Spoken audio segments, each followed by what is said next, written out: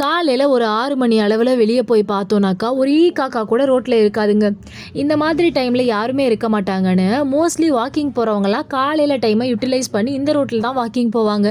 பார்க்கவே ரொம்ப நல்லாயிருக்கும். ஸ்வெட்டரெல்லாம் போட்டுட்டு அந்த இயற்கை காட்சியை ரசிச்சுட்டு வீட்டுக்குள்ளே வந்தோன்னாக்கா எங்கள் அப்பா ஏதோ மும்மரமாக பண்ணிகிட்டு இருந்தார். என்னப்பா பண்ணுறீங்கன்னு கேட்டால் 5 மணிக்கே குடலை வாங்கிட்டு வந்துட்டு அதை 6 மணிக்கு வச்சு க்ளீன் பண்ணிகிட்டு இருந்தார். ரைட்டு, அப்படியே நழுவி ஓடிடலான்னு பார்த்தோன்னாக்கா இரு எங்கே எஸ்கேப் ஆகுற, எனக்கு இதை கொஞ்சம் கட் பண்ணி கொடுன்னு சொல்லிட்டாருங்க. அவருக்கும் கொஞ்சம் ஹெல்ப் பண்ணிவிட்டு அடுத்து இந்த பக்கம் ஒரு 7 மணி அளவில் போய் பார்த்தோன்னாக்கா எங்கள் அம்மா வேறு ஏதோ ஒன்று க்ளீன் பண்ணிகிட்டு இருக்காங்க.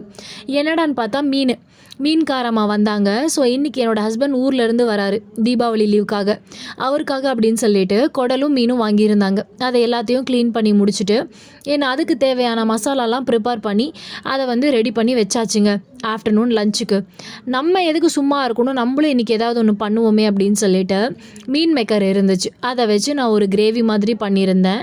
ஸோ எனக்கு மீன் மேக்கர் ரொம்பவுமே பிடிக்கும். யாராவது சாப்பிட்டாலும் ஓகே, யாரும் சாப்பிட்லனாலும் நானே சாப்பிட்ருவேன். அந்தளவுக்கு எனக்கு ரொம்பவுமே பிடிக்கும்.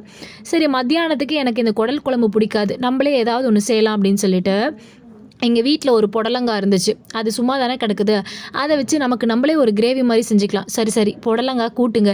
யூடியூப்பில் பார்த்து தான் செஞ்சேன். ஆனால் அந்த ரெசிபி சூப்பராக இருந்துச்சு. மேபி அப்கமிங் டேஸில் இந்த ரெசிபியை வேணால் யூடியூப்பில் அப்லோட் பண்ண ட்ரை பண்ணுறேன். மத்தியான வாக்கில் எங்கள் வீட்டுக்காரரும் வந்துட்டார்.